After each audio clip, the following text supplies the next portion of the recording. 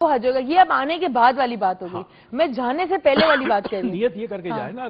نہیں for example جانے سے پہلے 2 دن رہ گئے, ٹھیک ہے, میں فرض کریں میں حج پہ جا رہی ہوں, میں اگلے 3 دن بعد حج پہ جا رہی ہوں, فار ایگزامپل ایک ایگزامپل کر رہی ہوں, تو وہ جو 3 دن کا پیریڈ ہے نا بیچ کا, میں کہوں گی یار دنیا کے سارے گناہ کر لیتے بھی حج پہ جا کے معافی تو مانگنی ہے. یہ چیز دیکھیں, پھر اس کا مطلب آپ نے حج کی تیاری نہیں کی. دنیا کی محبت آپ کے دل میں ابھی بھی ہے, گناہ کی لذت آپ کے ابھی بھی آپ کے پاس ہے, رائٹ. تو آپ جانے سے پہلے سوچیں کہ میں سارے برے کام کر دوں, وہاں جا کے دھو پاک کے آ جاؤں گا. یہ ایسی چیز نہیں ہے. یہ گنگا میں ڈبکی لگانے کی بات نہیں ہے. یہ حج جو ہے اس کے لیے آپ ذہنی طور پہ اور جسمانی طور پہ تو آپ تیار ہونے چاہیے. آج کے زمانے میں کہتے ہیں کہ حج اگر نوجوانی میں یا اس عمر میں آپ کر لیں جب آپ کی صحت ہوگی, تو لوگ بہت زیادہ ہوتے ہیں نا. اب آج کل حج میں 20-25 لاکھ آدمی معمولی بات ہے, رائٹ. اور وہ واقعی بڑی محنت کا کام ہے. میں جب حج کر رہا تھا تو میں نے طواف کرتے ہوئے کئی دفعہ اللہ میاں سے کہا, پروردگار واقعی اب مجھے لگتا ہے کہ میرے گناہ معاف ہو رہے ہیں, کیونکہ جو مشقت اور محنت کرنی پڑتی ہے یہ یقیناً یہ محنت تو کروا رہا ہے ہم سے, تاکہ ہمیں احساس ہو کہ ہمارے گناہ کتنے ہمارے سروں پر تو, اور تو اپنی رحمت سے گناہوں کو معاف کرتا ہے. پھر حج میں ایک مقام آتا ہے, حج کے دن جب عرفات کے میدان میں آپ جمع ہوتے ہیں تو اس دن آپ کو ایک انڈیویجول, ایک اجتماعی سبق آپ کو یہ ملتا ہے کہ دیکھو آج تم کم سے کم بغیر سلے کپڑے کے اس میدان میں کھڑے ہو سورج کے نیچے, اور یہی تمہاری تربیت ہے کہ تمہیں ایک دن محشر میں اسی طرح کھڑا ہوگا اپنے حساب کتاب کے ساتھ اللہ کی بارگاہ میں ہو. تو یہ آپ کو تربیت کرتی ہے, انڈیویجول کرتی ہے, کیونکہ ظاہر ہے آپ کو محنت کرنی پڑتی ہے. دوسری چیز جو امیزنگ حج میں کرتی ہے وہ یہ کرتی ہے, آپ نماز پڑھ رہے ہیں, آپ طواف کر رہے ہیں, آپ کہیں بیٹھ کے کھانا کھا رہے ہیں, آپ کے دائیں کوئی بیٹھا ہے, آپ کے بائیں کوئی بیٹھا ہے, آپ کو اس سے کوئی نہیں پرواہ کہ کالا بیٹھا ہے یا گورا بیٹھا ہے, یا کوئی شخص کون ہے جو میرے پاس بیٹھا ہے, کوئی نائجیریا سے آیا ہے, کوئی یوگینڈا سے آیا ہے.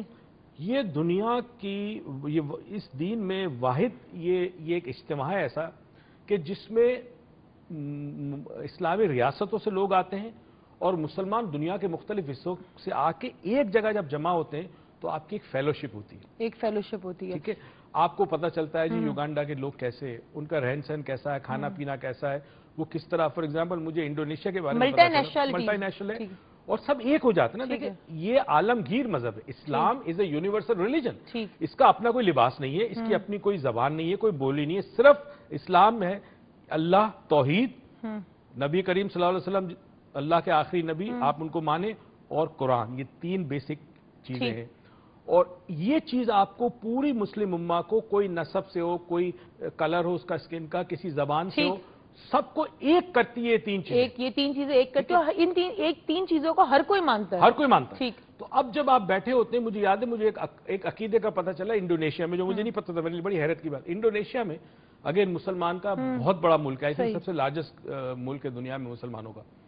انڈونیشیا میں ایک عقیدہ یہ ہے کہ شادی کرنے سے پہلے لڑکا حج کرتا ہے, اچھا, اور حج کرنے کے بعد شادی کرتا ہے, اچھا, which is very common. Only boy, ٹھیک ہے.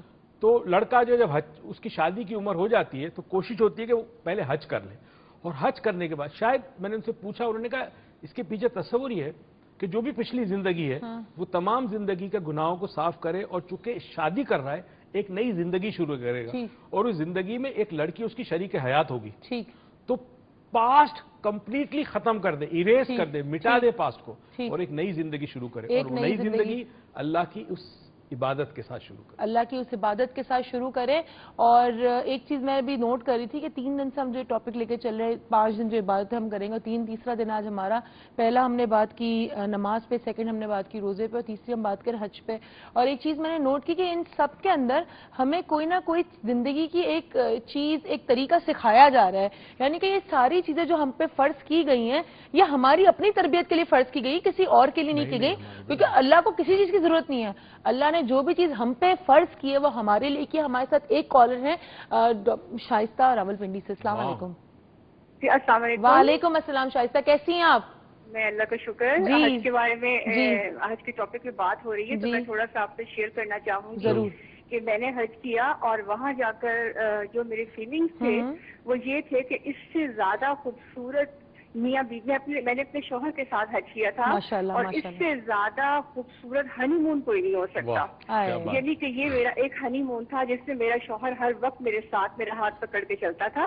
اور دوسری بات جو میں نے فیل کی اور میں چاہوں گی کہ سب کرے کہ انسان اپنی زندگی میں پہلا کام جو ہے وہ حج کرے. اس میں تو انرجی چاہیے ہوتی ہے انسان کی اور جو اس میں مطلب ایک خوبصورتی بھی ہے اور انرجی ہے. اور وہاں جا کے اتنا خوف آتا تھا کہ اللہ نے مجھے میری صحت سلامت رکھنا تو یہ نہ ہو کہ مجھے کچھ ہو جائے. تو سب کو جیسے پاسبل ہو ایز سون ایز ارلی وہ لوگ جو ہیں حج کریں. سب سے بالکل صحیح. Thank you. لائف کو یہاں وہاں کریں. تھینک یو سو مچ شائستہ. اور آپ نے ایک بڑی خوبصورت بات کی کہ حج جو کریں آپ تو کوشش کریں جلد سے جلد کر لیں کیونکہ آپ کو باقی لائف جو گزارنی ہوتی ہے اس کے لیے ایک انرجی مل جاتی ہے. آپ کو ایک موٹیو بھی مل جاتا ہے کہ آپ کو احساس بھی ہوتا ہے کہ آپ کو واپس کہاں جانا ہے. اور کوئی آپ کو اسٹیٹس کانشیس آپ نہیں رہتے. آپ کے اندر سے وہ دل کا جو باعث پن ہوتا ہے کہ جی وہ نکل جاتا ہے. تعصب ختم ہو جاتا ہے تو آپ کو پتا ہوتا ہے کہ جی میں کسی اور شخص سے جب کام کر رہا ہوں تو آپ زندگی میں ایک عجیب سی تبدیلی لے کر آتے ہیں جس کے اندر آپ کو غریب کا احساس ہوتا ہے اور امیر کے لیے بھی عزت ہوتی ہے. کیونکہ ابھی آپ ہی مجھے بتائے تھے کہ ایک امیر جو ہوتا ہے وہ اگر ایک مطلب ہم بھی اس وقت بات کریں لوگوں کی تو امیر غریب کو دبانے کی کوشش کرتا ہے اور غریب امیر کو گالی دے رہا ہوتا ہے. یعنی respect is know where.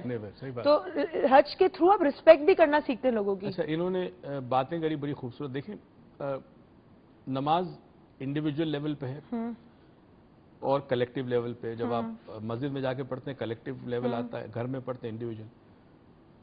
Collective level پہ جو ایکسپیرینس آپ کو حج دیتا ہے اور جو لیول پہ آپ کو لے جاتی ہے حج, وہ لیول اتنی آسانی سے انڈرسٹینڈ نہیں کرے گا جب تک ڈائریکٹ ایکسپیرینس نہ کرے.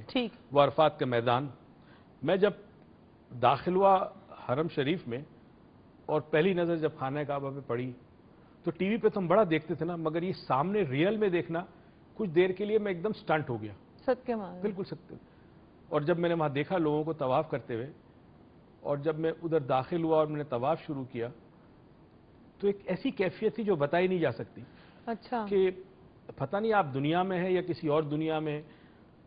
جتنے دن رہا مجھے نہ اپنی آفس کی فکر, ایک لمحے کے لیے بھی آفس کی فکر نہیں آئی. یہ بڑا عجیب نہ آفس کی نہ گھر والوں کی فکر. مطلب ہر چیز سے لا تعلق ہو جاتا ہے انسان. ہمارے بہت سارے بھائی بہن جو ہیں وہ رمضان میں اعتکاف میں بیٹھتے ہیں. یہ بھی ایک بہت بڑا اعتکاف ہوتا ہے کہ اس میں آپ بہت سارے لوگوں کے ساتھ ہوتے ہیں مگر جن کو چھوڑ کے آپ آئیں ان سے آپ کا تعلق کسی قسم کا قلبی تعلق جو ہے وہ ٹوٹ جاتا ہے. وہ فکر ختم ہو جاتی ہے پیچھے کیا ہو رہا ہے, بزنس کا کیا ہو رہا ہے, ماں کیسی ہے, بھائی کیسا ہے, بیوی کیسی, بچے جو بھی ہے. ٹھیک. تو انسان ہر چیز سے لا تعلق ہو کر اللہ کے ساتھ تعلق بناتا. اور اسی لیے میرے خیال سے آئی ڈونٹ نو بٹ میں ایک اپنا جو میں نے سمجھی ہوں اس بات کو یا میں نے پرانے ہی پڑھ کے کہ اسی لیے جو کہا گیا کہ اپنی ساری رسپانسبلٹی پوری کر کے جائے کہ وہ جو ایک تعلق فکر ہوتی ہے وہ فکر کو چھوڑ کے دنیاوی فکر کو چھوڑ کے آپ روحانیت کی طرف آئیں, اپنے خدا سے ایک تعلق کریں, اپنے اللہ سے ایک تعلق کریں. اور پھر وہ جو تعلق ہوگا جس کے اندر نہ ہوگی بیٹی کی شادی کی فکر, نہ اس کی کندھوں پہ ذمہ داری, نہ بیٹے کی نوکری کی ذمہ داری, نہ کسی کو قرض دینے کا ڈر, نہ کسی کا آ کے کسی کو برا کہنا. تو وہ ایک ذمہ داریوں سے جب انسان وہ زنجیریں جو ہوتی ہیں, آپ جو خود ہی کہتے ہیں کہ زنجیریں ہماری اپنی بنائی ہوئی ہیں, یہ جب زنجیریں ہم توڑ کے آگے نکلتے ہیں تو ایک ہم نیکسٹ لیول پہ جاتے ہیں. اس طرح آپ کہہ رہے ہیں. دیکھیں ایک اور چیز بھی حج کے حوالے سے بڑی انٹرسٹنگ ہے. اگر آپ تمام عبادتوں کو اور تمام فرائض کو اور اسلام کے جو پلرز ہیں ان تمام کا ذرا گہرائی میں جائزہ لیں تو اس میں ایک ٹائم باؤنڈ سسٹم ہے. ٹھیک ہے. دیکھیں پہلی چیز جب ہم کہتے ہیں تقوی, اللہ کا تقوی جو معرفت کی طرف لے جاتا آپ کو, وہ تقوی اویئرنیس آف اللہ ہے. ٹھیک. اب یہ اویئرنیس ہر لمحے رہنی چاہیے. نیند میں بھی آپ کو اویئرنیس ہو اللہ کی. اویئرنیس ہر سیکنڈ کی, ہر پل کی ہوتی ہے. ٹھیک. پھر یہ ذرا سی ڈیوائڈ ہوتی ہے 5 وقتوں میں نماز آ جاتی ہے. ٹھیک. اب ہر ایک نماز سے پہلے جب اذان آتی ہے تو آپ دنیا میں مشغول ہوتے ہیں. اویئرنیس آف اللہ ہوگی مگر کام ضرور کر رہے ہو دنیا کا, اویئرنیس کے ساتھ کر رہے ہو, مگر ایک دم سے آپ کو دنیا سے ڈیٹیچ کرتے ہیں آپ اپنے. ٹھیک ہے. آپ نماز پڑھنے آ گئے. پھر یہ روز کرتے ہیں. پھر سال میں ایک مہینہ آتا ہے جہاں آپ اللہ کے لیے اپنے روٹین کو چینج کرتے ہیں اس کی رضا کے لیے. جس وقت کھانا نہیں کھایا, جس وقت پانی پینا پانی نہیں پیا, سونے کے اوقات چینج ہو جاتے ہیں, سلیپ کم ہو جاتی ہے, عبادتوں پہ بھرپور توجہ ہوتی ہے, بڑی کوشش ہوتی ہے اپنے نفس کو کنٹرول. انسان کے اندر جو شیطانی ایک قوت ہوتی ہے جو کہ ہو جاتی ہے پیدا, ظاہر انسان کی نفس کی ہوتی ہے, اس کو آپ مارتے ہو, اس کو کنٹرول کرتے ہو. یہ 1 महीना आपकी तरबियत होती है, हर चीज चेंज हो जाती है। उसके बाद उसी माह में आपको एक चीज और भी बताई जाती है कि तुम्हारा जो हिस्सा है जिससे तुम मोहब्बत करते हो उससे पार्ट करो, उसको कम करो, उसको अपने पास से दो, ज़कात आ जाती है। और फिर जिंदगी में एक दफा आपकी एक बहुत बड़ी तरबियत होती है, जैसे फाइनल एग्जाम होता है ना हर बच्चे के स्कूल के अंदर, ये फाइनल एग्जाम है हज। हज सबसे बड़ा एग्जाम है। यहाँ आप जिंदगी में एक मरतबा खास टाइम टेबल फॉलो करते हैं कुछ दिनों के लिए, ठीक है। रात को जमीन पर आप सोते हैं, ठीक है, सर पे खुला आसमान, अपनी ऐश और आराम की सारी जिंदगी आपने छोड़ दी, सब कुछ छोड़ के आप आते हैं। तो हज में कुछ ऐसे लेसन्स मिलते हैं, और माशाल्लाह माशाल्लाह जिन लोगों से मैंने बात की, मुझे एक चीज़ बड़ी अच्छी लगी थी हज पे, बहुत सारे एक्सपीरियंस है। और वो होता था कि तवाफ कंप्लीट करने के बाद मैं वहाँ सीढ़ियों पे बैठकर खाना काबा को देखता रहता हूँ, और उस वक्त ऐसा लगता था जैसे टाइम रुक गया हो। सही, बिल्कुल, ना कहीं जाने की फिक्र, ना आने की फिक्र, ना भूख की फिक्र, पता नहीं कितने टाइम हो गया, क्या हो गया, बस खाना काबा की ज़ियारत करते रहो, उसे देखते रहो, और पता नहीं इंसान किस आलम में खो जाता है। पता नहीं इंसान किस आलम में खो जाता है। ये आलम तो वही शख्स बयान कर सकता है, या मैं कहूँगी इसको बयान करने के लिए इसके लिए कोई लफ्ज़ नहीं है। जो डॉक्टर मोइज इस वक्त कह रहे हैं, जो मेरे बाबा इस वक्त कह रहे हैं, I can feel the intensity of emotions, क्योंकि मुझे ऐसा लग रहा है वो वापस से रीलिव कर रहे हैं उन सारी सिचुएशन को, या उस सारे एक्सपीरियंस को जो उन्होंने उस वक्त एक्सपीरियंस किया, उस वक्त जो उन्होंने महसूस किया। लेकिन मैं भी चाहूँगी कि ज़िंदगी में कभी अगर अल्लाह की रजा हुई तो मैं भी हज कर सकूं। आप मेरे लिए जरूर दुआ करिएगा। लेकिन अभी फिलहाल हम एक छोटे से ब्रेक पे जा रहे हैं, इस ब्रेक से हम जल्दी से वापस आते हैं, मजीद इनका एक्सपीरियंस भी सुनते हैं और हज के बारे में कुछ और भी बातें करेंगे। तो आप कहीं मत जाइएगा और देखते रहिएगा।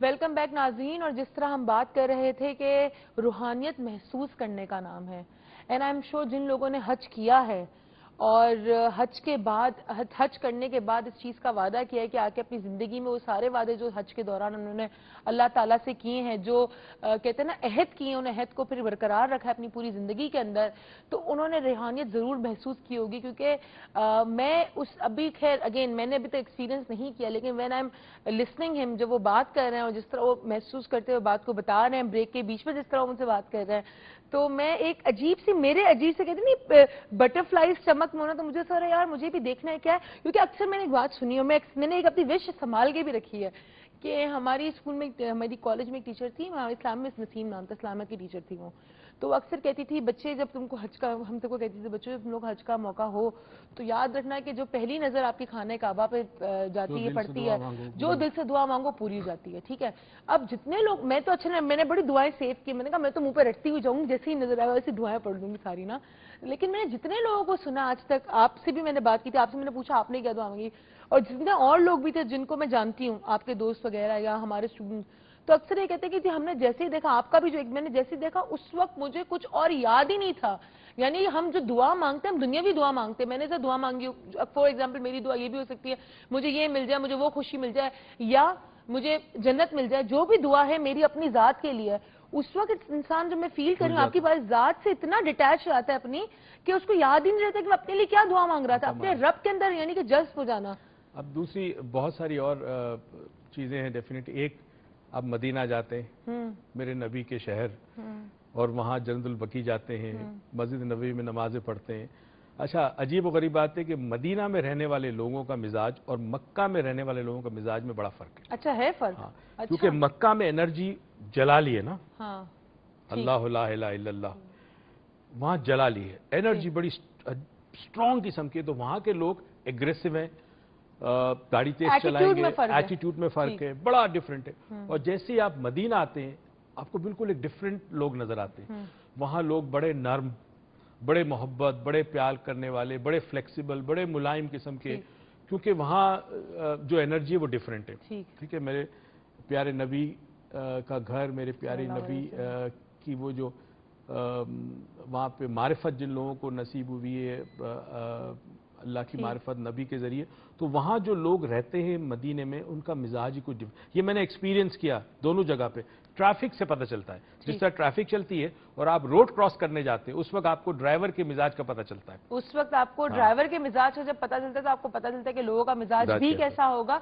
हमारे साथ सगीर साहब है कराची से। अस्सलाम वालेकुम। वालेकुम अस्सलाम। सगीर साहब कैसे हैं आप? जी आप कैसी हैं? खैरियत से हैं? ठीक ठाक। हमेशा आप सर कहते हैं, मैं वैसे में बात करी। और बताइए आप जी कहिए।